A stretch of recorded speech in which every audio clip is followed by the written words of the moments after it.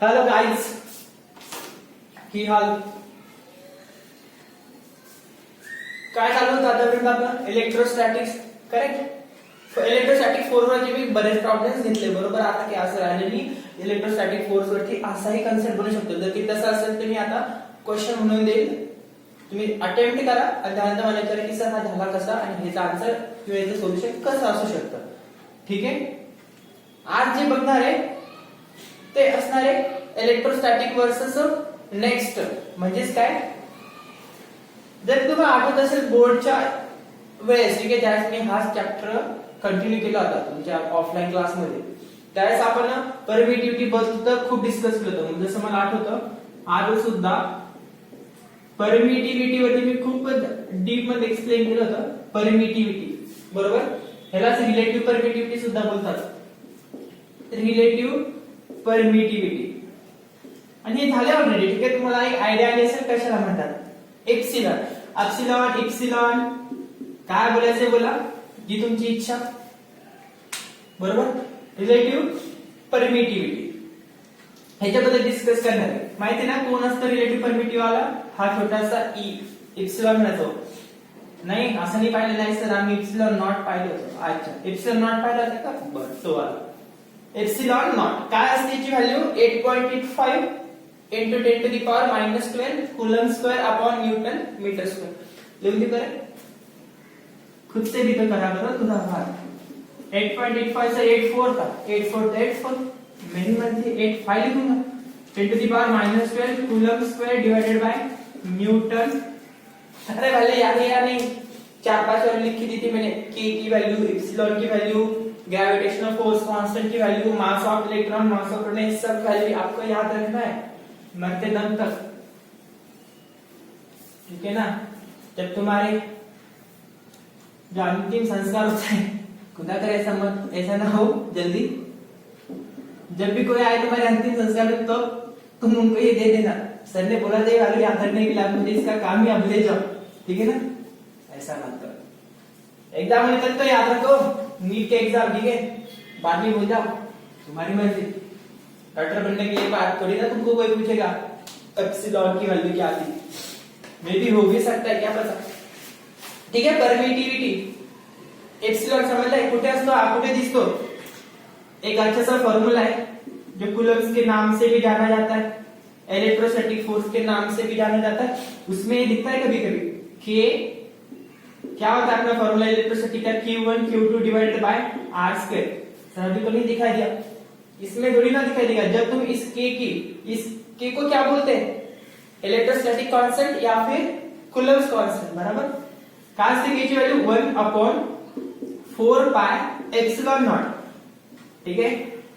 Epsilon not ऐसे 6 लिखो मराठी में, उसके नीचे नॉट लगा दो. सर डॉट है वो एक नॉट बोलते अक्सर. ठीक है. इसकी स्पेलिंग एप्सिलॉन, मैं तो एप्सिलॉन बोलूंगा. ठीक है. एप्सिलॉन. आगे क्या होगा, वही Q1 Q2 divided by R square. आपको ऐसा है, इसको पता नहीं है R क्या है, Q1 Q2 क्या है. इससे डेफिनेशन भी बन जाती है ना इलेक्ट्रोस्टैटिक फोर्स की.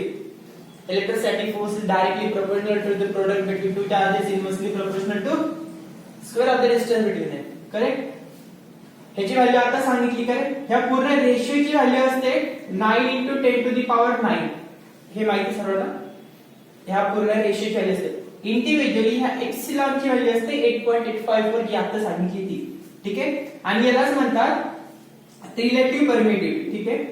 यालाच काय म्हणतात, रिलेटिव्ह परमिटिव्हिटी.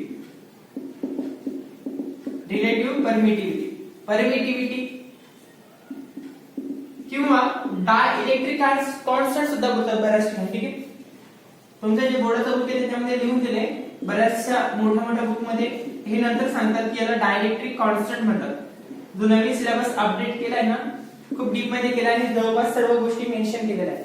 त्यामुळे थोडंसं रेफरन्स घेत चला. स्टेट बोर्डचा जो काही नवीन सिलेबस आलाय, छान सिलेबस आहे, फक्त मोठा आहे. रिलेटिव्ह परमिटिव्हिटी और डायइलेक्ट्रिक कॉन्स्टंट असं सुद्धा बोललं जातं. ठीक आहे. काय मिनिंग आहे मग परमिटिव्हिटीचं, आतापर्यंत मी बऱ्याच वेळेस बोललोय. स्टेट बोर्डच्या लेक्चर्स मध्ये सुद्धा बोललो होतो. आणि असं नाही मी असं भरोशावर बसत नाही की तुम्हाला आठवतच म्हणून. ठीक आहे, आता कर्तव्य ते सांगा, तुमचं कर्तव्य ते विसरणं है ना. चला ऐका, परमिटिव्हिटी शब्दाचा अर्थ काय? परमिटिव्हिटी. परमिटिव्हिटी जर मध्ये मी जर कधी परमिट या शब्दाला जर कधी फोकस केलं तर आता परमिशन दिल्यासारखं असं काहीतरी वाटतं.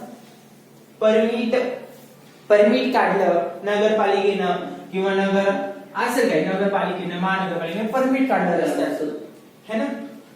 काय आता काय होतं, परमिट काढण्याचं परमिशन दिली असं म्हणू आपण, पण इथे तसं लागू होत नाही ऍक्च्युअली. ठीक आहे, शब्दशः परमिटिव्हिटी. ठीक आहे, परमिटिव्हिटी करेक्ट.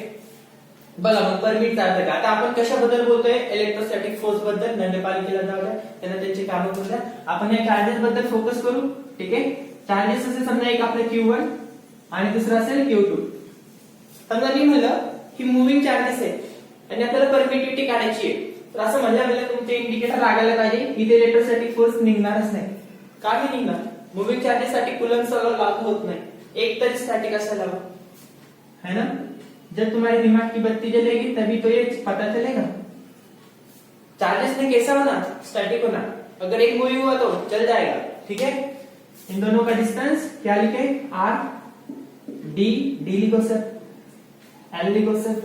ऐसे बहुत से कमेंट आते हैं, हालांकि नहीं आते एक भी, फिर भी चलो समजलं. परमिटिव्हिटी मध्ये काय असणार? परमिट या शब्दाचा अर्थ शोधणे. आपण एक आता विचार करू, Q1 जो आहे, Q1 हा जो चार्ज आहे, हा Q1 चार्ज Q2 वरती फोर्स लावतोय. कसं म्हणू मग आपण? Force on two due to 1 असं बोलू. Force on two due to म्हणजे Q1 हा फोर्स लावतोय.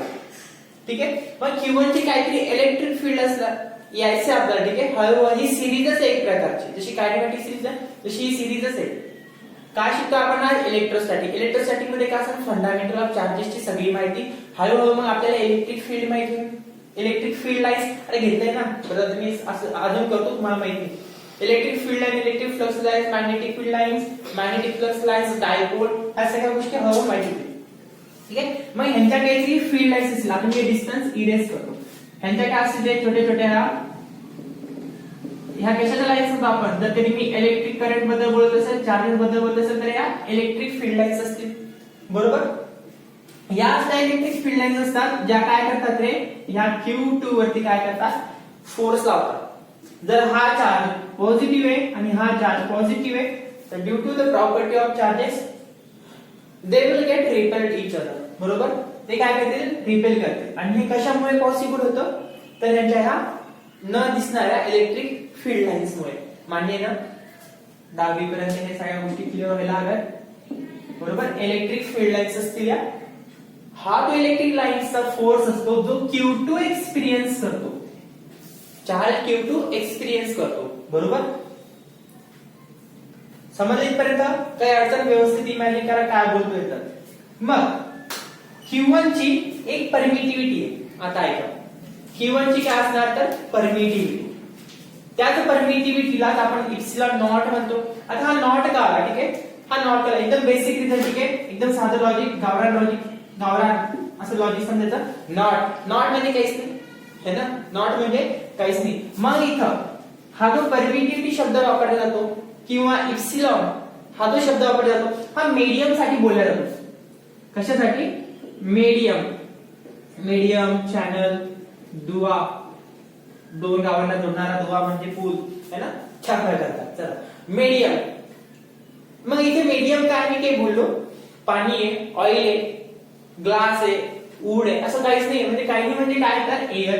सध्या आपण एअर हा मीडियम कन्सिडर केलाय. एअर अजून काय बोलू शकतो? जसं बुक मध्ये वापरू शकतात याच्यासाठी व्होकॅब्युलरी व्हॅक्यूम. अजून काय बोलू शकतो? Free space.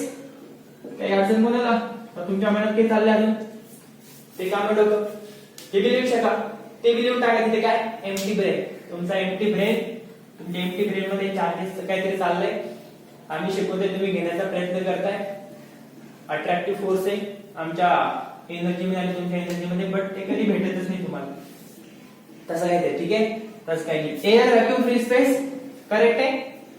हे वर्ड वापरले जातील. ज्यावेळेस इप्सिलॉन नॉट हा शब्द दिसेल त्या समजून जायचं की हे कशाबद्दल बोलताय, तर एअर, व्हॅक्यूम किंवा फ्री स्पेस बद्दल बोलताय. समजून जायचं मीडियम कोण आहे, ते हातीगालपैकी एक मीडियम, भले की ते एकच आहे. ठीक आहे, म्हणजे एअर मध्ये, फ्री स्पेस मध्ये हे दोन चार्जेस ठेवलेले आहेत आणि त्यांचा इलेक्ट्रोस्टॅटिक फोर्स आपण काढण्याचा प्रयत्न होतो. क्लिअर इथपर्यंत सगळं चित्र. म्हणजे परमिटिव्हिटी, ह्याला सांगतो आपण परमिटिव्हिटी. आता परमिटिव्हिटी कोणाची आहे, तर आता ही फ्री स्पेसची. परमिटिव्हिटी कोणाची आहे, फ्री स्पेसची. कधी बोलायचं, ज्यास एप्सिलॉन नॉट दिसणार, ज्यास एप्सिलॉन नॉट दिसणार. ठीक आहे, मग आता ही जी काय इलेक्ट्रिक फील्ड आहे, ही जी काय तुम्हाला इलेक्ट्रिक फील्ड दिसते इथे, ह्याच्यामुळे होतंय काय, Q2 वरती फोर्स लागतो आणि Q2 फोर्स एक्सपिरियन्स करतो. तर ह्या इलेक्ट्रिक फील्ड वरती ह्या परमिटिव्हिटी शब्दाचा काहीतरी फरक आहे. ठीक आहे, आता मी फरक काय, तर परमिट. परमिट म्हणजे आपण काय करू, आता इथं काहीतरी रेस्ट्रिक्शन झाले. ठीक आहे, परमिट केलंय. ठीक आहे, काहीतरी रेस्ट्रिक्शन झाले. कोण फोर्स लावतोय, आता मी म्हणतो फोर्स इज अप्लाइड बाय, लिहून घ्या पटकन. फोर्स इज अप्लाइड बाय काय रे, तर Q1. Force is applied by Q1, हा एक छोटासा स्टेटमेंट समजा. Force is applied by Q1, therefore electric field lines is also generated by, कोण जनरेट करेल मग, is also generated by, I बोला, is generated by obviously Q1. हा जे काय Q1 इलेक्ट्रिक फील्ड लाईन्स आहे, त्यांना काय होणार आहे, आता एक काहीतरी परमिशन येणार आहे, असं समजून चला. ठीक आहे, परमिट, रेस्ट्रिक्शन येणार आहे. मी रेस्ट्रिक्ट बोलतो. ठीक आहे, खूप कन्फ्युजन होतं, परमिट आणि रेस्ट्रिक्शन्स कुठून आणलं. ठीक आहे, काहीतरी रेस्ट्रिक्शन्स येणार आहे असे बोलत. तुम्हाला परमिशन शब्दाचाच अर्थ हवा असेल तर Q1 हा परमिशन देतोय,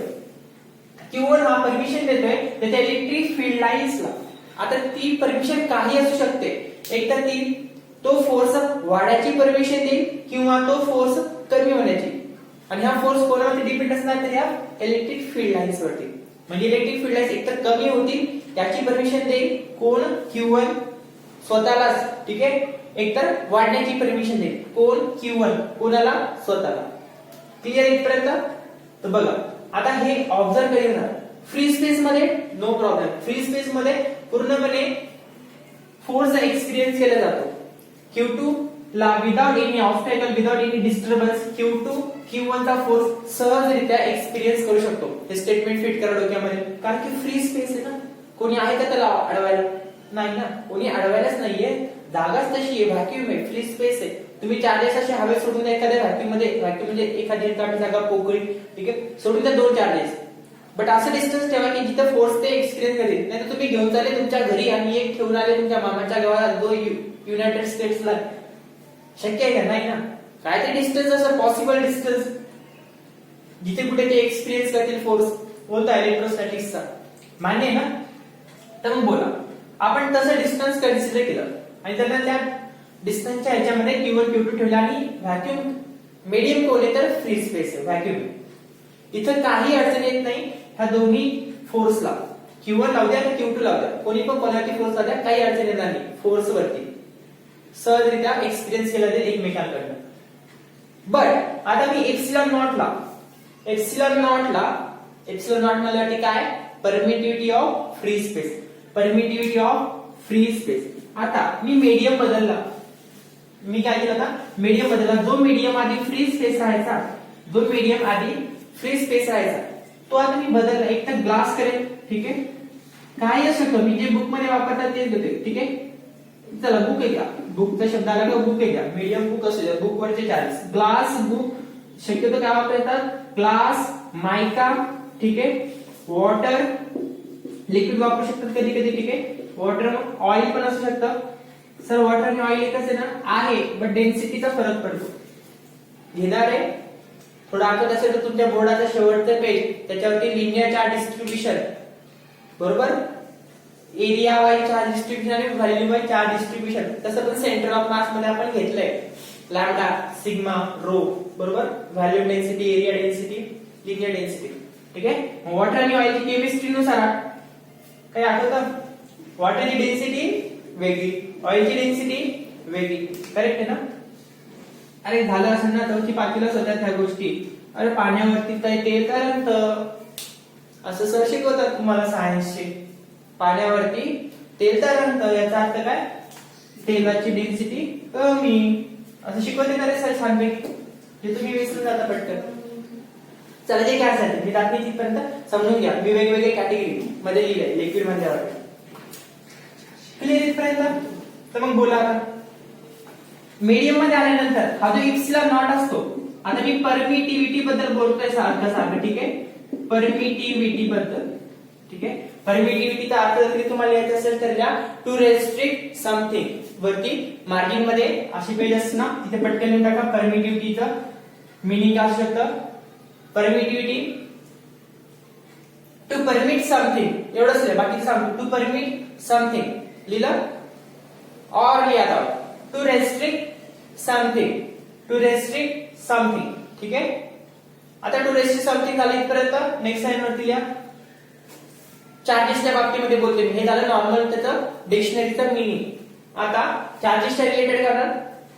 to restrict its own electric field, to restrict येतं का रेस्ट्रिक्टची spelling, to restrict its own electric field, स्वतःच्याच इलेक्ट्रिक फील्डला हा काय करणार आहे, रेस्ट्रिक्ट करणार आहे. आणि हे असं कधी पॉसिबल आहे, ज्यावेळेस तुम्ही त्याला फ्री स्पेस मधून मीडियम मध्ये आणा. मीडियम काही असू शकतो, ठीक आहे. Permittivity of medium, permittivity of काय आहे इथं, मीडियम. ज्यावेळेस तुम्हाला एखाद्या मीडियम मध्ये चार्जेसचा दोन चार्जेस मिळून होणारा एखादा इलेक्ट्रोस्टॅटिक फोर्स कॅल्क्युलेट करायला विचारत असेल, त्यावेळेस हा इप्सिलॉन नॉट फक्त इप्सिलॉन ने लिहिता. इप्सिलॉन नॉट हा फक्त इप्सिलॉन ने लिहिता, ठीक आहे. 6 एप्सिलॉन, त्याला आपण काय करू, एम लिहू पाहिजे, अशी सोपं पडेल. एम फॉर मीडियम, ठीक आहे, एम फॉर मीडियम. तर वरती नाही लिहिले का फ्री स्पेस, इकडे शब्द का फ्री स्पेसला नाही, म्हणून नॉट. हे परमिटिव्हिटी ऑफ मीडियम. मग मला एक सांगा, काय सांगा, दोन चार्जेस आहेत ज्यांना आपण कुठे ठेवला, आता ग्लास, एक ग्लास आहे फ्लेक्सी ग्लास, ठीक आहे. लवकरच तुम्हाला कळेल याचं मीनिंग काय. ग्लास आहे त्याच्यावरती दोन चार्जेस आहे, एक आहे QX आणि एक आहे चार्ज समजा QY, QX आणि QY, बरोबर. कशामध्ये लक्षात घ्या, मीडियम मध्ये सध्या, कशामध्ये, मीडियम मध्ये. तर मग हा जो काय QX म्हणजे हा जो काय चार्ज आहे Q, हा Y वरती फोर्स लावतोय, तर याच्या फोर्स वरती काही फरक पडेल, ऑब्विसली फरक. जास्त विचार करायला वेळ येईल, डायरेक्ट सांगेल फरक पडणार आहे. मीडियम मध्ये काहीतरी डायइलेक्ट्रिक सबस्टन्स असतात, ठीक आहे, डायइलेक्ट्रिक सबस्टन्स असतात. मी तुम्हाला सांगितलं ना डायइलेक्ट्रिक बोलतात, बरोबर. डायइलेक्ट्रिक कॉन्स्टंट तेच आपल्याला ऑब्झर्व करायचं. डायइलेक्ट्रिक काय आहे, काहीतरी डाय एक अपोजिशन साठी वापरतो बरं, डायपोल, डायइलेक्ट्रिक, डायोड, ठीक आहे. असं नाही की दोन इलेक्ट्रिक आहेत, तसं नाही. इथे विरोधात्मक उपमा चालली आहे, ठीक आहे. इथे काय होणार आहे, विरोध होणार आहे. कोणाच्या कशा विरोध होणार, तर एका स्वतःच्या इलेक्ट्रिक फील्डला इथे काय होतोय, विरोधक होतोय. पण मीडियम मध्ये आलोय, ग्लासचं काहीतरी डायइलेक्ट्रिक कॉन्स्टंट असतो, ग्लासचा प्रत्येक गोष्टीचा काहीतरी डायइलेक्ट्रिक कॉन्स्टंट असतो, ठीक आहे. मग इथे डायइलेक्ट्रिक कॉन्स्टंट आला म्हणजे इथे विरोध होणार. म्हणजे हा QX, हा चार्ज QX हा परमिशन देतोय, कशाला परमिशन देतोय, स्वतःच्या इलेक्ट्रिक फील्डला रेस्ट्रिक्ट करण्याची, स्वतःच्या इलेक्ट्रिक फील्डला रेस्ट्रिक्ट करण्याची, मर्यादित करण्याची, ठीक आहे. आणि हे असं का झालं, कारण की आपण मीडियम मध्ये आलो. तर मीडियमची काहीतरी प्रॉपर्टी असेल, बरोबर. कशापासून तरी बनला असेल ना, सबस्टन्स असेल ना तो एक प्रकारचा. फ्री स्पेस मध्ये थोडी ना कोणी होतं विरोध करायला, काही होतं का, सबस्टन्सची प्रॉपर्टीज नव्हती. इथं मीडियम आला, काही विधा प्रॉपर्टी असणार काही ना काही, तर आपण डायइलेक्ट्रिक प्रॉपर्टी बोलतो त्या सबस्टन्सेसची, ठीक आहे. चला, त्या प्रॉपर्टीमुळे आपल्याला एक ऑब्झर्व करायला भेटेल की फ्री स्पेसची परमिटिव्हिटी आणि मीडियमची परमिटिव्हिटी, रिलेटिव्ह परमिटिव्हिटी सुद्धा बोलतात, ठीक आहे. काय अडचण नाही. मग ह्यांच्यापैकी कोणती परमिटिव्हिटी जास्त असणार, ऑब्विसली फ्री स्पेसची, ऑब्विसली काय आहे, फ्री स्पेसची. कारण मीडियम मध्ये आला तर तुम्ही परमिशनच देऊन टाकली की तू आता त्याच्या फील्डवरती थोडेसे रेस्ट्रिक्शन घाल. का तर आमच्याकडे काही सबस्टन्सेस आहे, असे काही पदार्थ आहेत, त्याच्यापासून आमचा हा बुक बनलाय, ग्लास बनलाय, त्याच्यामुळे तुझा जो आधी फोर्स होता इलेक्ट्रोस्टॅटिक फोर्सचा तो आता थोडा कमी होईल आणि तितका फोर्स आता QI पर्यंत पोहोचणार आहे, म्हणजे तो नेक्स्ट चार्ज आहे त्याच्यापर्यंत पोहोचणार आहे, त्याच सबस्टन्सेसच्या प्रॉपर्टीजमुळे, त्या मीडियमच्या प्रॉपर्टीजमुळे. त्याच्यामुळे फ्री स्पेसची इलेक्ट्रिक परमिटिव्हिटी बोलतात असं, इलेक्ट्रिक परमिटिव्हिटी ठीक आहे, रिलेटिव्ह परमिटिव्हिटी जास्त आहे मीडियम पेक्षा. सर काय महाभारत लावले आज, परमिटिव्हिटी परमिटिव्हिटी परमिटिव्हिटी, कारण की ह्याचा फरक पडतो फोर्स वरती, याचा फरक पडतो फोर्स वरती. हाऊ बोलो हाऊ. WH क्वेश्चन्स विचारायला सांगतात 8वी पासून सर लोक. Use WH questions when if you want to improve yourself. बरोबर आहे, तुमच्या लाईफ मध्ये एवढे WH क्वेश्चन्स आहे, तुम्ही हे काय विचारणार आम्हाला, है ना. चला 1/4 पाय एप्सिलॉन. ठीक आहे, आता मी इथं एप्सिलॉन m घेतला, एप्सिलॉन नॉट तर आपण खूप वेळेस वापरला. ठीक आहे, म्हणजे तुम्हाला एक समजून आता ज्यावेळेस दिसेल त्या समजून जायचं इथे काय मीडियम आहे. ठीक आहे, मीडियम बद्दल बोलतो आपण. Q1 Q2. चला मी आता इथे लिक्विड घेतो, liquid divided by R².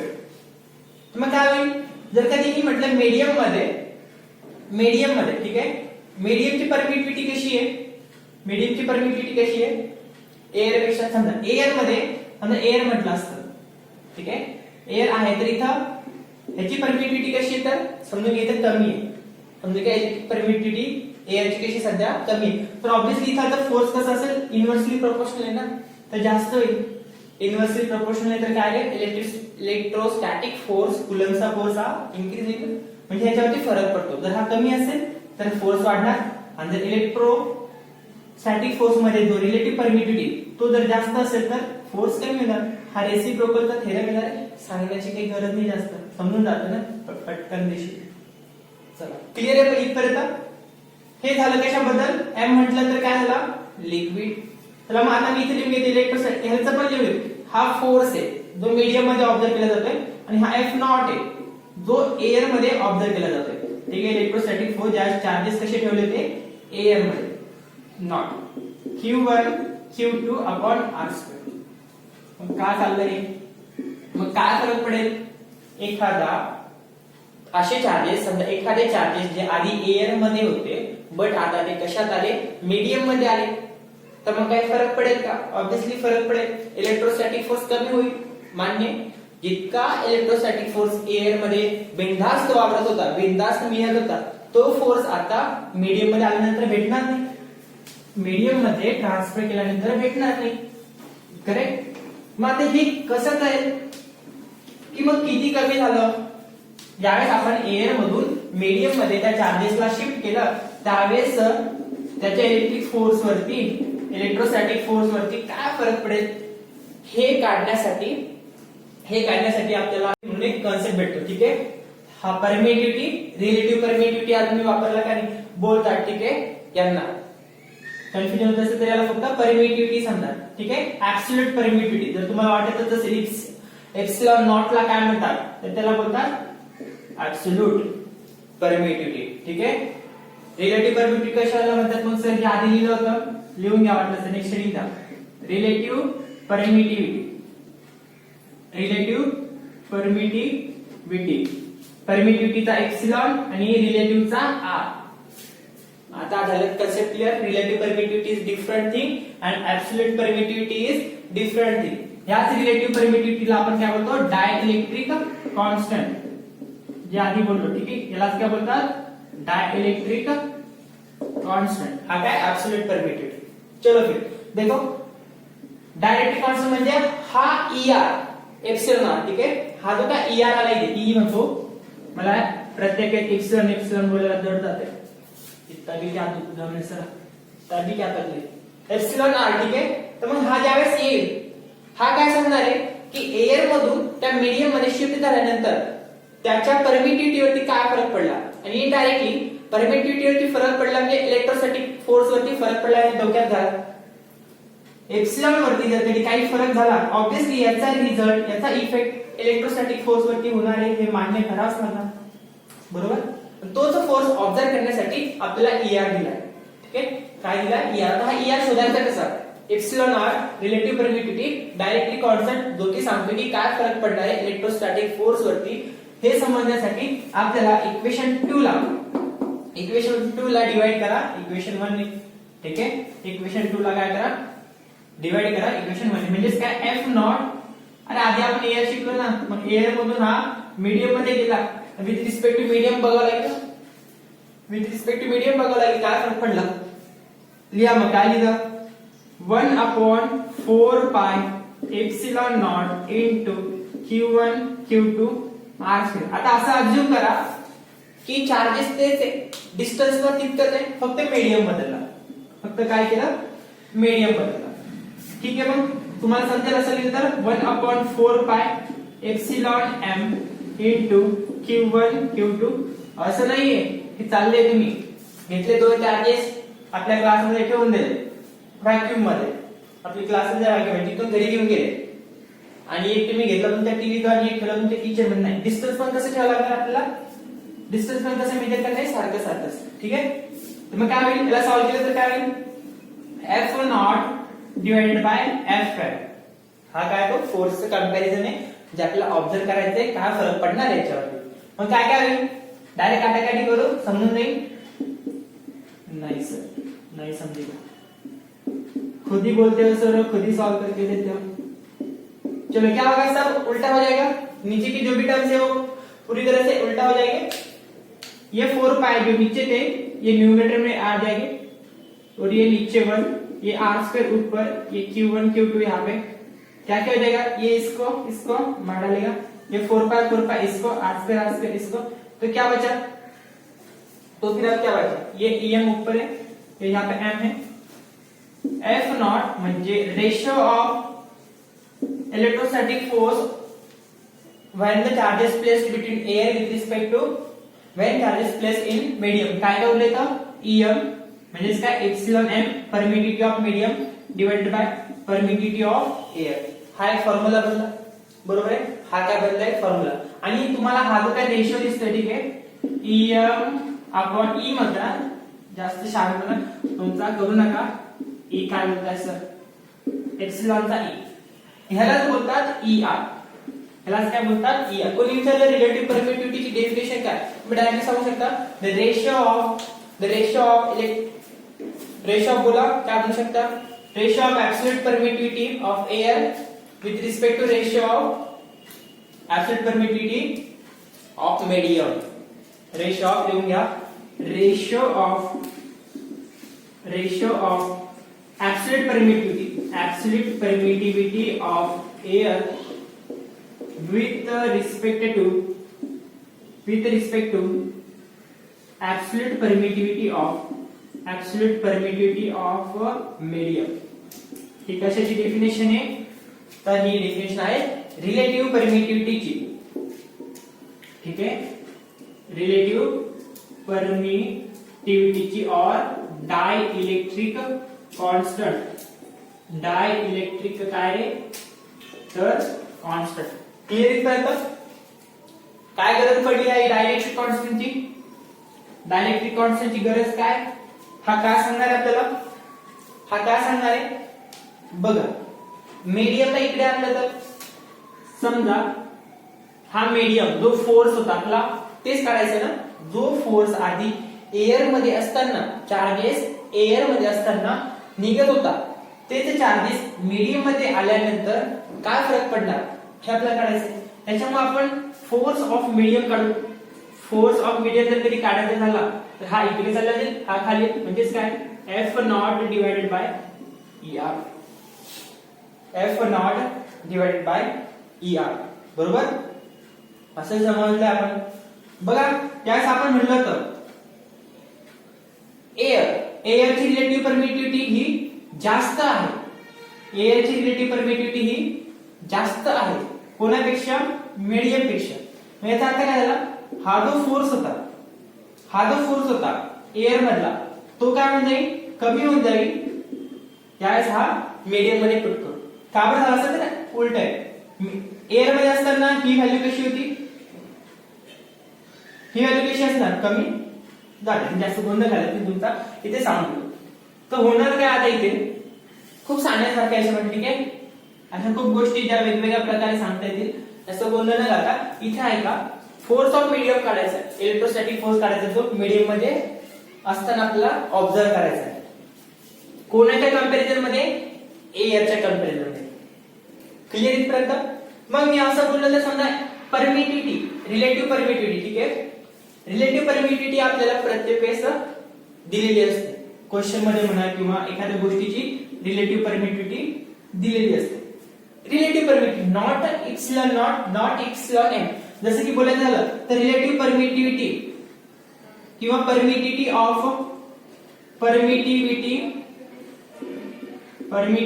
Of काय तर ग्लास घ्या, ठीक आहे, बुक मध्ये दिलेली तुम्हाला, ठीक आहे. परमिटिव्हिटी ऑफ ग्लास काय 80 आहे. रिलेटिव्ह परमिटिव्हिटी ऑफ ग्लास काय 80. आता हिची व्हॅल्यू तरी 7.21 into 10 to the power -12 अशी व्हॅल्यू आहे ग्लासची, ठीक आहे.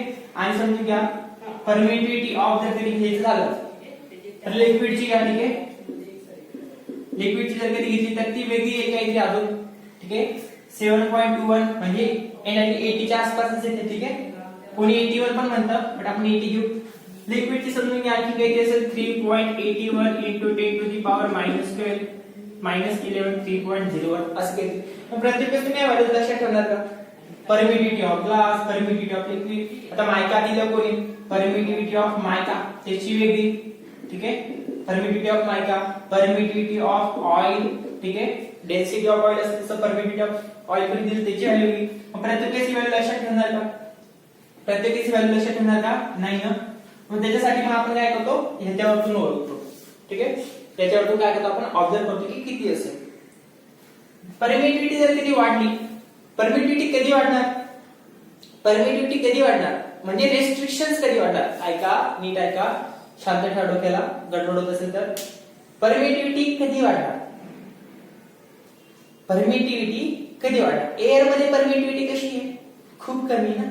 एअर मध्ये इथे मी लिहितो एअर आणि इथे लिहितो मीडियम, ठीक आहे. एअर मध्ये परमिटिव्हिटी म्हणजे काय रे? ईआर हा कसा आहे? कमी आहे, बरोबर. इथे एक ब्लॉक करतो मी त्यात आणि इथे लिहितो मी फोर्स. चला इथे परमिटिव्हिटी आणि इथे घ्या फोर्स. इथे काही माहिती नाही, ईआर म्हणजे परमिटिव्हिटी आणि इथे घ्या फोर्स. एअर मध्ये रिलेटिव्ह परमिटिव्हिटी कशी असणार? बरोबर. एअर मध्ये इलेक्ट्रोस्टॅटिक फोर्स कसा असतो? खूप हाय असतो, मॅक्सिमम म्हणा किंवा हाय म्हणा. आणि हे का हाय असतो एअर मध्ये इलेक्ट्रोस्टॅटिक फोर्स? तर तिथे ऑब्स्टॅकल्स नाही, एवढं तर माहिती आहे. एअर मध्ये इलेक्ट्रोस्टॅटिक फोर्स कसा असतो तर हाय असतो, because there is no obstacle to restrict the electric fields of charges. Electric fields of charge. जर हा फोर्स जास्त आहे, जर ही फोर्सची व्हॅल्यू जर कधी जास्त आहे, याचा अर्थ काय झाला? ही परमिटिव्हिटी कमी आहे. ही परमिटिव्हिटी काय कमी, मिनिमम, ठीक आहे. मी म्हणतो एअर मध्ये परमिटिव्हिटी काय आहे? रिलेटिव्ह परमिटिव्हिटी किंवा डायरेक्ट कॉन्स्टंट कमी आहे. डायरेक्ट कॉन्स्टंट कमी आहे म्हणूनच फोर्स जास्त आहे, ठीक आहे.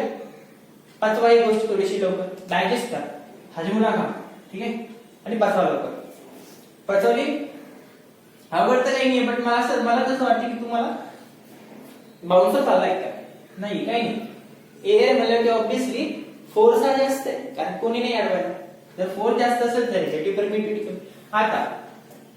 आता इथे मीडियम मध्ये आला. मीडियम मध्ये आला म्हणजे त्या मीडियमचे काही सबस्टन्सेस आले, त्यांची काही प्रॉपर्टी आली, ते काय करतील रे? आता ह्या परमिटिव्हिटीला प्रोत्साहन देणार. आजा आजा आजा आजा आजा जिंदगानी है ना अपना ए.आर. रहमान का गाना. यहाँ पे क्या होगा? मीडियम में आने के बाद रिलेटिव परमिटिविटी बढ़ जाएगी. ये क्या होगी? इंक्रीज होगी, ठीक है. मैक्स पेक्षा आपण इंक्रीज म्हणू, ठीक आहे. लिहून घ्यायचं. रिलेटिव परमिटिविटी इंक्रीज होईल due to the property of that substances, due to the property of that medium. जर हा वाढला इलेक्ट्रोस्टॅटिक फोर्स क्या म्हणजे कमी. इलेक्ट्रोस्टॅटिक फोर्स क्या म्हणजे electrostatic force will be decrease.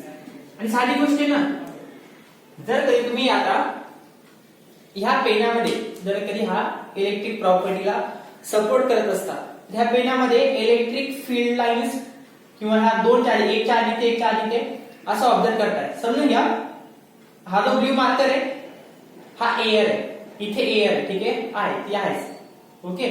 आणि इथे चार्जेस आहेत त्या पेन मध्ये मार्करचे. तुम्हाला काय करायचं आता? त्या चार्जेसचे इलेक्ट्रिक फील्ड लाईन्स कॅल्क्युलेट करायचे आहे किंवा ह्यांचा इलेक्ट्रोस्टॅटिक फोर्स ऑब्विसली एअर मध्ये काही मदत नाहीये तर तो फोर्स जास्त असणार. आता तुम्ही चार्जेस आणले एक या कॉर्नरला एक या कॉर्नरला, ऑब्विसली काय होणार आहे त्या पेनाची की प्रॉपर्टी आली, यांचं वजन आलं, यांचा एरिया आला, बरोबर आहे, आलं ना मला एरिया आला, राऊंड जे काय असेल व्हॅल्यूम आलं, यांचं सगळ्या गोष्टी आल्या, ह्या काय करतात मॅटर करतील, इफेक्ट करतील कोणावरती, इकडचा जो चार्ज होता, जो चार्ज फोर्स लावत होता इकडच्या चार्जवरती फोर्स लावत होता तेवढा फोर्स नसणार. आता ज्यावेळेस हवेमध्ये असताना चार्जेस फोर्स लावत तेवढा फोर्स आता पेनावरती आल्यानंतर नसणार. म्हणून मीडियम मध्ये आल्यानंतर परमिटिव्हिटी काय होऊन राहते, इन्क्रीजेस होते. याचा अर्थ जर कधी हा इन्क्रीजेस तर हा डिक्रीजेस, समजलं, इलेक्ट्रोस्टॅटिक फोर्स काय होणार डिक्रीजेस. मग मीडियम नुसार ठरतं की किती फोर्स वरती फरक पडणार आणि हे ठरवण्यासाठी आपल्याकडे हा फॉर्म्युला आहे. इलेक्ट्रोस्टॅटिक फोर्स ऑफ मीडियम हा किती वाढणार कमी होणार हे असं ठरणार. ठीक आहे, जितकं तुम्ही रिलेटिव्ह परमिटिव्हिटी वाढवणार, जर कधी मीडियम मध्ये आला म्हणजे हा वाढला तर हा मीडियम मधला इलेक्ट्रोस्टॅटिक फोर्स कमी होणार. एवढं ते क्लिअर आहे ना, इथपर्यंत क्लिअर आहे, काही अडचण नाही. तर मग हे ठरवायचं कसं, ठीक आहे, आता हे ठरवायचं कसं बघा. आता मीडियम मधला जर कधी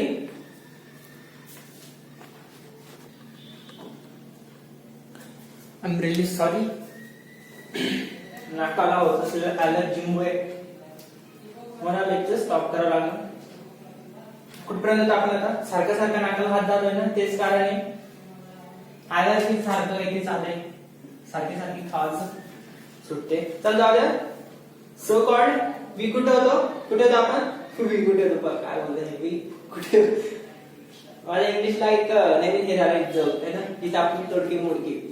आय स्पीकिंग, आय टीचिंग काय इलेक्ट्रोस्टॅटिक, त्यामध्ये वी लर्निंग है ना, असं काहीतरी. तर जाऊ द्या इथपर्यंत. ठीक आहे, इलेक्ट्रोस्टॅटिक फोर्स आलं होतं.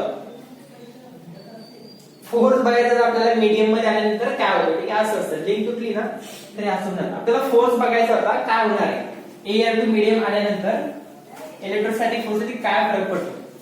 जर आपल्याला कोणी त्या मीडियमची रिलेटिव्ह परमिटिव्हिटी दिलेली असेल, ठीक आहे, रिलेटिव्ह परमिटिव्हिटी दिलेली असेल तर त्याच्यावरून आपण त्या मीडियमची रिलेटिव्ह परमिटिव्हिटी काय हे काढू शकतो. जर त्या मीडियमची रिलेटिव्ह परमिटिव्हिटी गिवन असेल, रिलेटिव्ह परमिटिव्हिटी समजतं ना, हा फॅक्टर गिवन असेल तर त्या मीडियमची परमिटिव्हिटी काय, हा काय रिलेटिव्ह परमिटिव्हिटी, हा काय ऍब्सोल्यूट परमिटिव्हिटी, हे आपण काढू शकतो. कारण की हाच खरा आन्सर असणार आहे ज्याच्यावरून ठरणार आहे की किती कमी झाला इलेक्ट्रोस्टॅटिक फोर्स. बरोबर, याच्यावरून आपण सांगू शकतो इलेक्ट्रोस्टॅटिक फोर्स किती कमी झाला. कारण की हा निघला म्हणजे हा निघला, बरोबर. तर बघा ना आपला रेशो काय होता, हा होता, ठीक आहे. आता समजून की हा एवढा रेशो झाला, ठीक आहे, हा एवढा ratio EM upon E not equal to ER. तो फॉर्म्युला मी इकडे लिहून घेतो किंवा इथेच राहू द्या. त्याच्यावरून काय समजतं तुम्हाला, त्या मीडियमची तुम्हाला परमिटिव्हिटी आहे. प्रत्येक वेळेस तुम्ही थोडी त्या व्हॅल्यू लक्षात ठेवणार आहे, ग्लासची, एअरची, लिक्विडची, ठीक आहे. तुम्हाला गिवन कोणी ही व्हॅल्यू दिली ER, जसं की क्वेश्चन मध्ये गिवन असतात रिलेटिव्ह परमिटिव्हिटी. काय रिलेटिव्ह परमिटिव्हिटी जर कधी वॉटरची इतकी आहे तर इलेक्ट्रोस्टॅटिक फोर्स किती असं विचारते. तुम्हाला हा शोधावा लागेल. हा घेऊन फायदा आहे का नाही, फॉर्म्युलामध्ये एप्सिलॉन आर आहे का नाही, एप्सिलॉन एम असणार, बरोबर. ही व्हॅल्यू तर माहिती आपल्याला 8.85 ही व्हॅल्यू माहिती ना. चला तर मग ह्याच्यावरून काय होणार, देअरफॉर एप्सिलॉन काय काढणे आपल्याला एम काढणे, एप्सिलॉन काय काढणे एम काढणे. तर ह्याच्यावरून काय होईल epsilon R into epsilon not, बरोबर. Epsilon R into epsilon not हा फॉर्म्युला तयार झाला, बरोबर. हा काय झाला छोटासा फॉर्मूला तैयार. आता एप्सिलॉन 8 एप्सिलॉन नॉट 8 सर क्या ही बोल रहे हो, मेरा जाने दो, ठीक आहे. मग मीडियमची रिलेटिव्ह परमिटिव्हिटी किती असणार, तर ही असणार जितकी एअरची आहे त्याच्या मल्टिप्लाय मध्ये. समजा कोणी म्हटलं relative permittivity of glass is 6. ठीक आहे, रिलेटिव्ह परमिटिव्हिटी ऑफ ग्लास काय इज 6. तर मग आपण काय केलं इथं 6 into epsilon naught. 6 into epsilon naught. मग इथे मीडियम कोण होता, तर permittivity of glass is 6 into permittivity of काय एअर. बरोबर, हा नॉट कशात लिहिला मी एअर. म्हणजे परमिटिव्हिटी ऑफ ग्लास, ठीक आहे, रिलेटिव्ह परमिटिव्हिटी म्हणतोय मी आता नाही, फक्त परमिटिव्हिटी म्हणतोय, जो की इथे येणार, जो की ऍब्सोल्यूट परमिटिव्हिटी म्हणतो तेव्हा आता समजेल. ऍब्सोल्यूट परमिटिव्हिटी असणार ई. बरोबर, बघा ई तिथे काय आला एम आला, तर ऍब्सोल्यूट परमिटिव्हिटी ऑफ मीडियम. मग absolute permittivity of medium is 6 times greater than permittivity of air. जर आपल्याला माहिती आहे एअरची व्हॅल्यू किंवा absolute permittivity of air is 8.85 into 10 to the power minus 12. क्या आहे युनिट तुम्हाला माहिती आहे काय, कूलम स्क्वेअर अपॉन न्यूटन पर मीटर. मग ही व्हॅल्यू तुम्हाला माहिती आहे, तर तुम्ही लगेच कंपॅरिझन करून सांगू शकता की याला 6 टाइम्स मल्टिप्लाय केलं, 6 टाइम्स मल्टिप्लाय केलं तर परमिटिव्हिटी ऑफ ग्लास काय होऊन जाईल, वाढून जाईल. आणि का वाढली रे, कारण तुम्ही मीडियम मध्ये आला. काय का वाढली, तुम्ही मीडियम मध्ये आला. Obviously he permittivity of glass म्हणजे काय, परमिटिव्हिटी ऑफ मीडियम काय झाली, इन्क्रीज झाली. तर कोण कमी होणार, त्या मीडियम मधला इलेक्ट्रोस्टॅटिक फोर्स कमी होणार. ही ईएम ची व्हॅल्यू जर वाढली, हा इलेक्ट्रोस्टॅटिक फोर्स त्या मीडियमचा कमी होणार. आता तर क्लिअर ही गोष्ट. तेवढ्या टाइम्स मध्ये कोणाच्या कंपॅरिझन मध्ये, तेवढ्या टाइम्स मध्ये एअरच्या कंपॅरिझन मध्ये ती व्हॅल्यू वाढणार, ऑब्विसली वाढणार. सगळ्यात जास्त इलेक्ट्रोस्टॅटिक फोर्स कुठे असतो, तर एअर मध्ये. का जास्त असतो, तर परमिटिव्हिटी तिथालची, कोणती परमिटिव्हिटी, ऍब्सोल्यूट परमिटिव्हिटी तिथालची कशी असते, कमी. क्लिअर इथपर्यंत ही सगळी गोष्ट. ह्याच्यावरून असं आपण म्हणू शकतो, समजा मी म्हणलं असतं त्या ईआर ची किंमत जी 8 होती, ठीक आहे, ईआर घेऊन होता ना इथे डायरेक्ट, कुठे गेला ईआर का ये ग्लास, ठीक आहे, रिलेटिव्ह परमिटिव्हिटी ऑफ ग्लास किती होता, 6 होता. बरोबर आहे. त्याच्याच ऐवजी मी काय केला, 6 पुट केला. तीच व्हॅल्यू मी इथे पुट केली असती तर काय झालं असतं, इथे काय झालं असतं, ह्याच्यावरून काय समजते, 6 चा डिव्हायडेशन मध्ये आला म्हणजे इलेक्ट्रोस्टॅटिक फोर्स, मी इथे लिहितो electrostatic force of glass is equal to F not divided by 6. F not divided by 6 याचा अर्थ याला 6 टाइम्स कमी झाली किंवा कमी झाला इलेक्ट्रोस्टॅटिक फोर्स. कधी, ज्यावेळेस हे चार्जेस ग्लास मध्ये आले, ज्यावेळेस हे चार्जेस कुठे आले, ग्लास मध्ये. क्लिअर ना, डिवायडेशन मध्ये म्हणजे ऑब्विसली कमी होणार. इलेक्ट्रोस्टॅटिक फोर्स F नॉट याची व्हॅल्यू किती येत असते, डायरेक्ट काढायची 1.6 काहीतरी दे, म्हणजे त्याला तुम्ही परत डिवाइड करता तर कमीच होणार ना व्हॅल्यू. ह्याची value 1.6 into 10 to the power minus 17 काहीतरी किंमत येते. ज्यावेळेस तुम्ही एक्झॅक्ट एअर साठी सॉल्व्ह करता म्हणजे काय, इथं 9 into 10 to the power 9 आणि काय घेता रे, फक्त एलिमेंटरी चार्जेस घेतले 1.6 into 10 to the power minus 19, त्याचा स्क्वेअर घेतला आणि डिस्टन्स त्यांच्यातलं मिनिमम ठेवलं काही पण, ठीक आहे, जसं 0.02 आपण ठेवून बघितलं होतं. असं काहीतरी जर कधी कॅल्क्युलेट केला आन्सर त्याला परत मी डिवाइड बाय 6 करतो, कमीच येणार ना, असं समजते ना. ही व्हॅल्यू जर कधी वाढते तर परमिटिव्हिटी ऑफ मीडियम कमी होते. करेक्ट, समजत पर्यंत सगळ्या गोष्टी. आपला एक्झाम्पल घ्या एक दोन, त्याच्यावरून तुम्हाला समजेल काय म्हणायचं. काय करणार नाही, आता एकदम शॉर्ट समरी करून देतो, जर कधी आता अजून पण जर समजलं कोणाला समजलं असणार, ठीक आहे. थोडी ना चायनीज भाषेमध्ये बोलले तुम्हाला न समजायला. बघा, शॉर्ट समरी.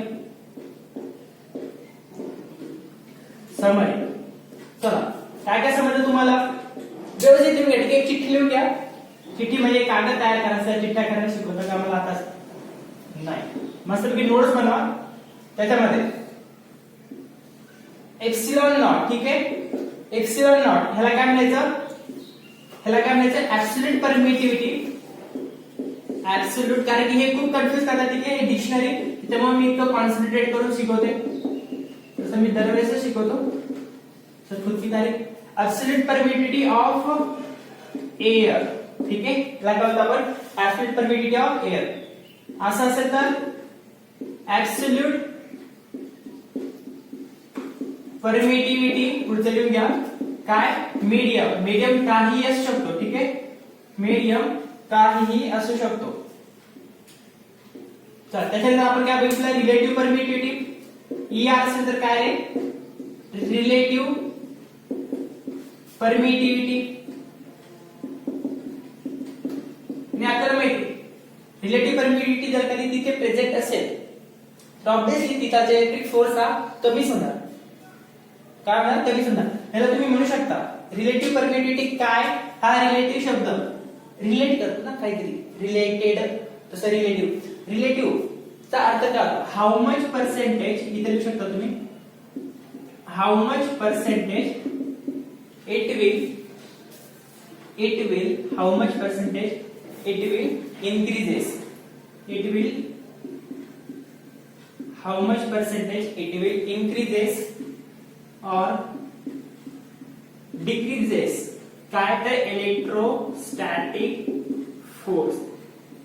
ठीक आहे, how much percentage it will increase. Obviously काय होणार, जर कधी वाढत असेल तर ऑब्विसली इलेक्ट्रोस्टॅटिक फोर्स डिक्रीजेस होणार. ठीक आहे, आपण असंही म्हणू how much percentage it will decreases electrostatic force. ठीक आहे, फक्त लिहायचं, लिहून देतं इन्क्रीजेस. असं खूप रेअर केस मध्ये होतं की मीडियम मध्ये गेल्यानंतर इलेक्ट्रोस्टॅटिक फोर्स हा वाढतो. डिक्रीजेस होतो मीडियम मध्ये गेल्यानंतर इलेक्ट्रोस्टॅटिक फोर्स. चलो फिर यहाँ तक सारी समझ में आई. पुढे बघा काय, ह्या तीन बेसिक टर्म्स झाले. ठीक आहे, आता याच्यामध्ये व्हेन काय, व्हेन चार्जेस लिया, when charges placed in medium, medium काही असू शकतो, लिहून घ्या पटकन. जे सांगितले ग्लास, मायका, लिक्विड, ऑइल, जे वाटत असेल ते लिहून घ्या. बुक है ना, बुक विसरले, लिहून घ्या ब्रॅकेट मध्ये. When charges placed in medium then electrostatic force due to charges is get reduced. Electrostatic force due to charges gets reduced. Clear है?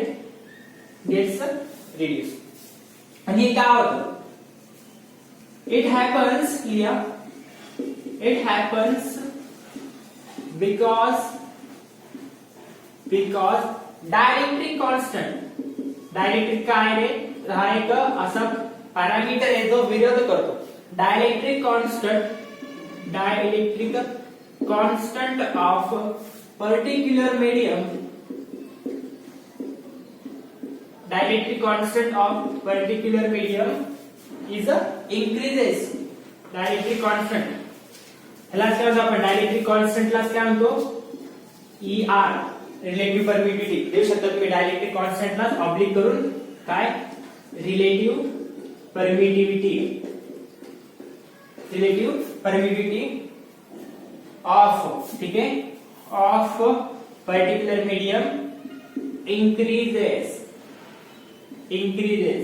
ठीक आहे, ह्या दोन्ही वाक्यांना मिळून एक स्टेटमेंट काय बनतंय शॉर्टकट मध्ये, when ER increases then electrostatic force. when ER कायला, हा रिलेटिव्ह परमिटिव्हिटी असतं जे की मीडियम मध्ये गेल्यानंतरच ऑब्झर्व केलं जातं. ठीक आहे, then electrostatic force of medium, M for medium, decreases. Clear आहे, हे शॉर्ट समरी शॉर्टकट मध्ये. आणि किती पर्सेंटेज इंक्रीज होतं, काय इंक्रीज होतं, ते कसं काढतो आपण, permittivity of particular medium is काय असतं, epsilon not into epsilon R. ठीक आहे, ते कशावर आलं नाही समजलं तर बघा, epsilon R into epsilon not. ते कशावर काढतात आपण, आपल्याला माहिती रिलेटिव्ह परमिटिव्हिटी हा रेशो असतो EM अपॉन E नॉट होता. काय असतो, रेशो असतो EM अपॉन E नॉट. याचा अर्थ काय झाला, E नॉट इकडे आला. ठीक आहे ना, E नॉट इकडे आला. ह्याच्यावरून आपण सांगतो तसं. क्लियर आहे, तरी सगळी समरी लिहू, त्याच्यातून समजून घ्या काय म्हणलं तर. आपण काय काढतो, EM का काढतो, आणि की इलेक्ट्रोस्टॅटिक फोर्सच्या फॉर्म्युला ते आपला मीडियम असेल तर 1/4 pi epsilon M into Q1 Q2 upon R². त्याच्यामध्ये हा EM आपल्याला शोधायचा असतो. क्लियर इथपर्यंत, करू इरेज. चलो, लिखने तो दो, पॉज का बटन कैसे देखने के लिए दिया है क्या. उसका यूज कब करोगे?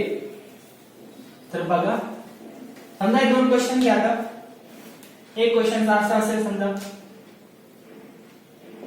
चार्जेस आहे समजा Q1 आणि Q2. एक चार्ज इथे Q पॉझिटिव्ह Q1 घ्या आणि एक चार्ज घ्या इथे Q2. एज द्यायची उद्या, ठीक आहे, माहिती आहे ना. तुम्ही आजचं लेक्चर बघणार 4 दिवसांनी माणसं. सर आता उद्या कोणती टेस्ट आहे मी त्यामुळे मेसेज करूनच सांगेन. एक Q1 इथे आणि एक चार्ज इथे Q2, बरोबर. आता ज्यावेळेस एअर मध्ये येते, ठीक आहे, ज्यावेळेस हे कशामध्ये येते, समजा व्हॅक्यूम मध्ये, सगळे वापर वेगवेगळ्या शब्दाची व्हॅक्यूम मध्ये येते, त्यावेळेस ह्या चार्जेस मधला फोर्स हा F होता. समजून घे, इथे याने लावला असणार किंवा याने लावला असणार. टोटल जो नेट फोर्स होता, ठीक आहे, जो नेट फोर्स होता तो काय F आहे. कधी व्हॅक्यूम मध्ये असताना. आता आपण तेच चार्जेस कुठे पुट केले, समजा एखाद्या मीडियम मध्ये, समजा वॉटर मध्ये, ठीक आहे, कुठे पुट केला तर तेच चार्जेस वॉटर मध्ये. त्यावेळेस हा जो फोर्स होता हा कमी झाला असं म्हणू आपण, ठीक आहे. हा काय झाला, कमी झाला, ठीक आहे. म्हणजे समजा ते चार्जेस परत एक चार्ज इथे Q1 आणि एक चार्ज इथे Q2, यांच्याचं डिस्टन्स असेल R, यांच्याचं डिस्टन्स असेल R, ठीक आहे. तुम्हाला सांगितले, काय सांगितले, त्याचे रिलेटिव्ह परमिटिव्हिटी शोधून दाखवा किंवा नेट इलेक्ट्रोस्टॅटिक फोर्स वरती काय फरक पडणार, नेट इलेक्ट्रोस्टॅटिक फोर्स वरती काय फरक पडणार, कसं काढणार. वॉटर मध्ये आता ऑब्विसली F/2 तो होणारच. मीडियम मी सांगून दिलं की हाफ झाला, इलेक्ट्रोस्टॅटिक फोर्स काय झाला, हाफ. तुम्ही म्हणता रिड्यूस झाला. मग याची रिलेटिव्ह परमिटिव्हिटी काय, तुम्हाला कोणी विचारलं याची रिलेटिव्ह परमिटिव्हिटी काय. मीडियम मध्ये आल्यानंतर ह्याची काय, मीडियमची रिलेटिव्ह परमिटिव्हिटी काय, ठीक आहे. त्याच्यासाठी हिंट लिहून घ्या, जी सांगतो मी, ठीक आहे. व्हॉट इज क्वेश्चन काय आहे, what is relative permittivity of liquid. What is relative permittivity of liquid. Hint द्यायची गरज आहे का, मी हिंट दिली असते, मग नाही करा सॉल्व. मी ती व्हॅल्यू नाही देत, बसा डायरेक्टली सॉल्व करून दाखवा कसं करणार. पॉज करा आणि सॉल्व करण्याचा प्रयत्न करा. काय काढले तुम्हाला, relative permittivity of medium, EM ची व्हॅल्यू, ठीक आहे, EM ची व्हॅल्यू. आता कसं करणार, रिलेटिव्ह परमिटिव्हिटी तुम्हाला माहित असतं. रिलेटिव्ह परमिटिव्हिटीचा रेशो तुम्हाला माहित असतो काय, epsilon M divided by epsilon not. हा रेशो लक्षात ठेवा, ठीक आहे, हा रेशो लक्षात ठेवा. कसं करणार, एक असेल व्हॅक्यूम मध्ये असताना एक फोर्स आणि एक फोर्स असेल लिक्विड मध्ये असताना, दोघांना कंपेअर करूनच आन्सर निघेल ना. बघा कसं, ज्यावेळेस तुम्ही एअर मध्ये असाल त्यावेळेसचा फोर्स वेगळा आणि ज्यावेळेस तुम्ही मीडियम मध्ये असाल त्यावेळेसचा फोर्स वेगळा, ठीक आहे. दोघांनी इक्वल करून आन्सर काढण्याचा प्रयत्न करा. इकडे काय आन्सर येणार, इकडे काय आन्सर येणार, पण तुम्ही परत तेच पुट करणार का, 1/4 pi epsilon into Q1 Q2 upon R². दोन्ही ठिकाणी डिस्टन्स सारखाच आहे, ठीक आहे, इक्वल टू 1/4 पाय एप्सिलॉन च्या इथे काय होता, EM घेऊ Q1 Q2 अपॉन R². ही कशी झाली कंडिशन, इक्विलिब्रियम सारखी ना, ठीक आहे. काय होईल मग, चार्जेस पण सारखे, डिस्टन्स पण सारखे, Q1 Q2 cancel, R² cancel, 4 पाय कॅन्सल, ठीक आहे. आणि ह्याचा फोर्सची व्हॅल्यू किती असेल, इथे फोर्सची व्हॅल्यू F म्हटलं तर जे काय असेल ते आपण नंतर वाटलं असं, ठीक आहे. मग इथे काय उरलं, 1 एप्सिलॉन नॉट, कारण हा एअरचा होता, आणि इकडे काय उरलं 1/EM, ठीक आहे.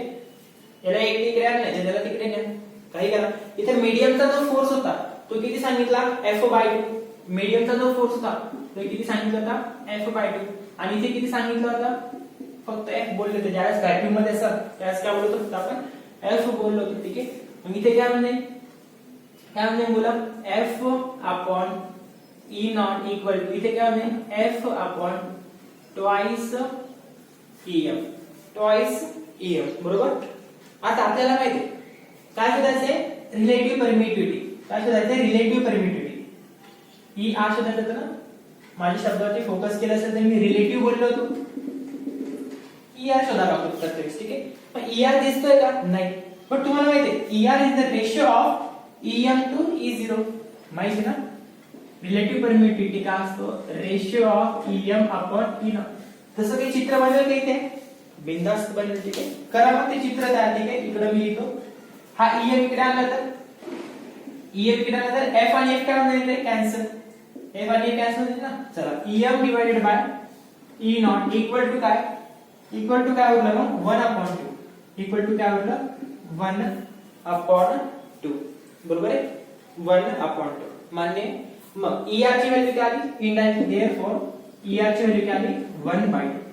ER ची व्हॅल्यू काय आली काय असतं सर अरे ह्या रेशोला असते ER बोलतात ना. याचा अर्थ काय झाला रिलेटिव्ह परमिटिव्हिटी ही डिक्रीज झाली. रिलेटिव्ह परमिटिव्हिटी काय झाली डिक्रीज झाली. कधी एअर मधून आपण व्हॅक्यूम मधून आपण वॉटर मध्ये आलो त्यावेळेस.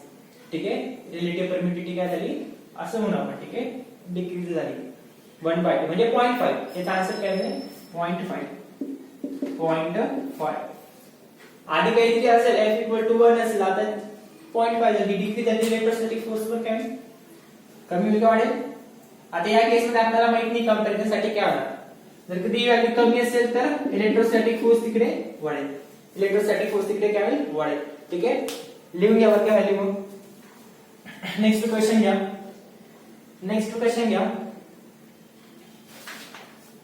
two charges of equal magnitude.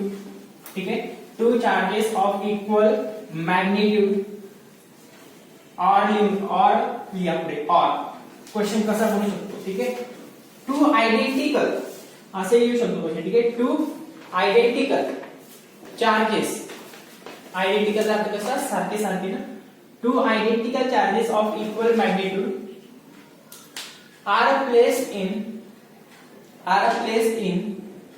free space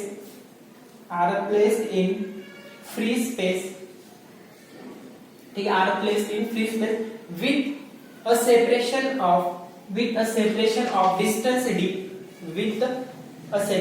of distance d full stop. ठीक है full stop. The electrostatic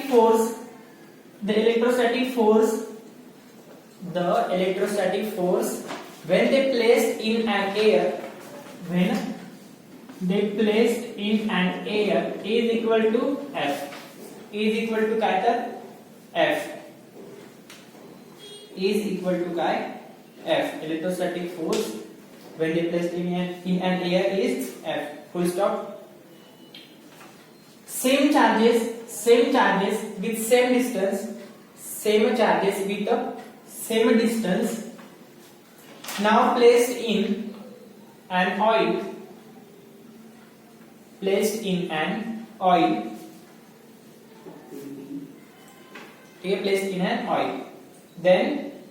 then what is the value of relative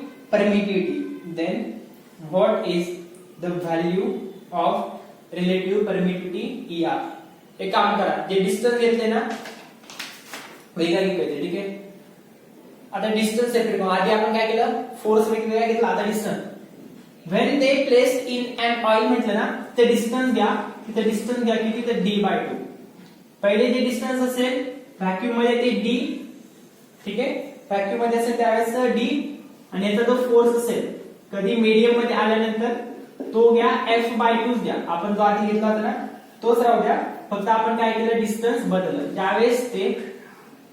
त्यावेळेस ते कुठे होते एअर मध्ये. त्यावेळेस हा F0 समजून घ्या एअर आहे. त्यावेळेसचा फोर्स किती F आणि त्यांच्यातला डिस्टन्स किती d. बट आता तेच चार्जेस काय रे आता कुठे ठेवले आपण मीडियम मध्ये.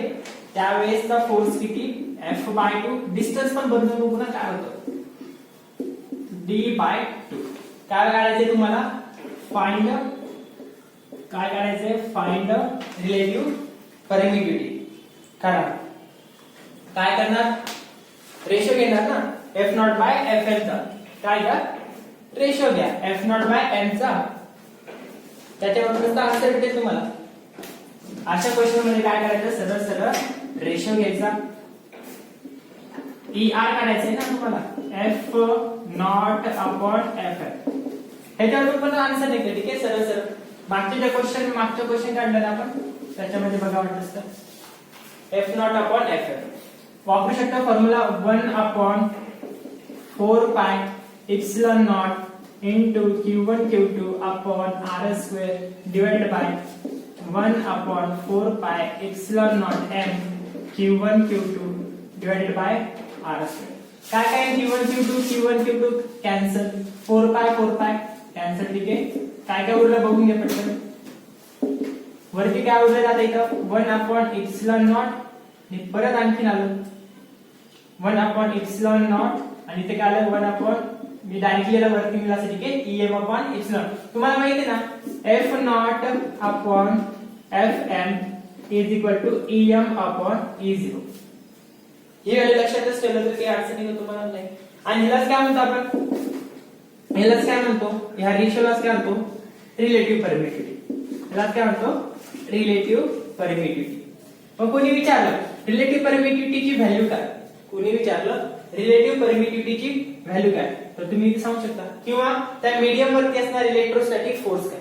ठीक आहे, त्या मीडियम वरती असणारा इलेक्ट्रोस्टॅटिक फोर्स काय, तर तुम्ही लगेच सांगू शकता F not upon F M calculate करायचं. म्हणजे एअर मध्ये असताना फोर्स किती, मीडियम मध्ये आल्यानंतर फोर्स किती, व्हॅल्यू पुट करून तुम्हाला काय भेटणार आहे, याची व्हॅल्यू पटकन भेटून जाणार. हे इक्वेशन तुम्ही लक्षात ठेवू शकता. हे इक्वेशन कोणी विचारलं, फोर्स ऑफ मीडियम काय असेल, फोर्स ऑफ मीडियम काय असेल तर F not divided by epsilon not, F not divided by epsilon not. Medium मध्ये चार्जेस ठेवले तर काय फरक पडेल इलेक्ट्रोस्टॅटिक फोर्स वरती, F M electrostatic force when they placed in medium. तर तुम्ही म्हणाल की एआरच्या तुलनेमध्ये हा ईआरच्या इतका कमी होणार. ईआरच्या इतका काय, ईआर समजा 8 आहे तर 8%. ठीक आहे, 8% न काय होणार, कमी होणार. ठीक आहे, हे इक्वेशन लक्षातच ठेवा, मी इथे लिहून ठेवतो वाटलं असतं. काय, force of medium electrostatic force when they put in medium is equal to electrostatic force when they put in air upon काय ER. हा एक फॉर्म्युला तयार झाला. ह्याचा वापर जरी केला तर डायरेक्टली आन्सर काढू शकता तुम्ही. मी इकडे काय करू, इकडे काय करू इनटू 1 अपॉन r स्क्वेअर. ठीक आहे, इनटू काय इथे q1 q2 कटला ना 1 अपॉन r स्क्वेअर. r च्या ऐवजी आपण d घेऊ, d सांगितलं ना 1 अपॉन d स्क्वेअर आणि इथं 1 अपॉन d डिवाइडेड बाय 2 चा स्क्वेअर. करेक्ट. हा काय आता मीडियमचा, हा वरती चालला आहे em divided by e not, हा परत वरती d बाय 2 चा स्क्वेअर डिवाइडेड बाय हा d चा स्क्वेअर. ठीक आहे, कॅरीचा answer em e not d square divided by 4, d square divided by 4. हा न्यूमरेटर, हा डिनॉमिनेटर. ऍक्च्युअल डिनॉमिनेटर हा आहे. ठीक आहे, बघा ही लाईन इथे मोठी, ही लाईन इथे, हा काय आहे मग डिनॉमिनेटर मध्ये. हा कुठे लिहायला पाहिजे मी, इथे डिनॉमिनेटर मध्ये.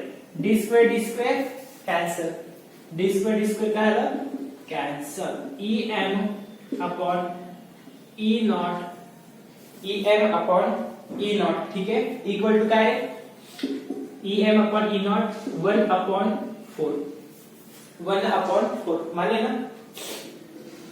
em upon e not into 1 upon 4, d square cancel.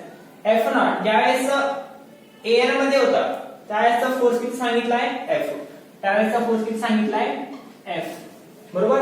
आणि ज्यावेळेस मीडियम मध्ये आले त्यावेळेसचा फोर्स किती सांगितलाय f डिवाइडेड बाय 2. ठीक आहे, f कॅन्सल 2 वरती, f कॅन्सल 2 वरती. मी इकडे काय केलं epsilon m 4 into epsilon naught. Therefore 4 2 जा 8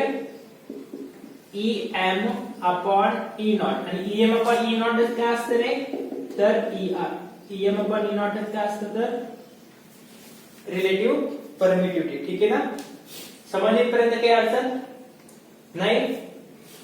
ER कसा काढायचा आहे, मागचा जो क्वेश्चन घेतला. ठीक आहे, तर कन्फ्युजन झालं असेल बहुतेक. मागचा जो क्वेश्चन घेतला त्याच्यात आपण काय सांगितला, F not equal to F म्हणलं होतं, बरोबर आहे.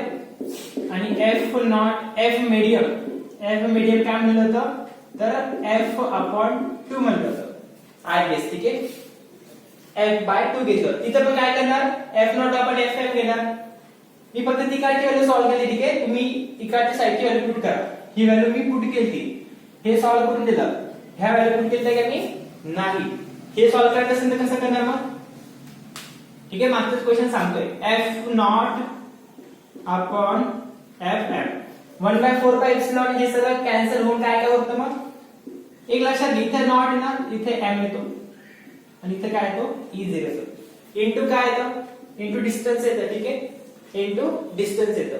कोणतं डिस्टन्स काय येतं, काय येतं, हा जो असतो इथं Q2 चा डिस्टन्स येतं आणि इथं झालं. त्याच्यामुळे कन्फ्युजन होऊन जाईल तुमचं. जे आहे ते सॉल्व्ह करून घ्या. ह्या पेनाचं नोट जरा खराब झाले. 1/4 pi epsilon not into Q1 Q2 upon R square. इथे मी घेतो डायरेक्ट D स्क्वेअर. ठीक आहे, Q1 Q2 D स्क्वेअर. इथे काय होईल, 1/4 pi epsilon M into Q1 Q2. इथे पण डिस्टन्स काय होतं, D's म्हणलं होतं, है ना. डिस्टन्स आपण इथं आणि इथं सारखं देतो, फक्त इथे डिस्टन्स चेंज केलं. 4 पाय cancel, Q1 Q2 cancel, D square cancel. मग काय होतं, 1/एप्सिलॉन नॉट. इथे मोठी रेष आहे, इथून डिवायडेशन सुरू झालं. न्यूमरेटर डिनॉमिनेटर इथून सेपरेट झाला. 1/एप्सिलॉन आहे. अशा वेळेस काय होतं, हा न्यूमरेटर हा डिनॉमिनेटर, म्हणजे हा काय झाला डिनॉमिनेटर आणि हा काय झाला न्यूमरेटर वरती गेल्यावरती. ठीक आहे, epsilon M divided by epsilon not. बरोबर, इथपर्यंत मी सॉल्व्ह केलं ना. इथपर्यंत काय केलं तुम्ही, आन्सर काढून दिलं. F not upon F M. Value काय होती, एफ नॉट ची काय ठेवणार आहे, एफ ठेवणार. एफ नॉट ची काय ठेवणार, एफ ठेवणार. हे दिलं का मी तुम्हाला, नाही एवढं दिलं. चला एफ ठेवणार आणि एफ एम ची व्हॅल्यू काय ठेवणार, मीडियम मध्ये आला तर फोर्स काय झाला, कमी झाला. एफ बाय 2, तो जो 2 कुठे आला, वर आला. ठीक आहे, ईएम अपॉन ईआर काय आला, ईएम अपॉन ई नॉट काय होईल, ईआर. देयरफॉर ईआर ची किंमत काय आली, F M cancel equal to 2. Equal to काय होणे, 2 होईल.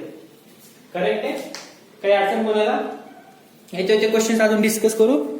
ओके.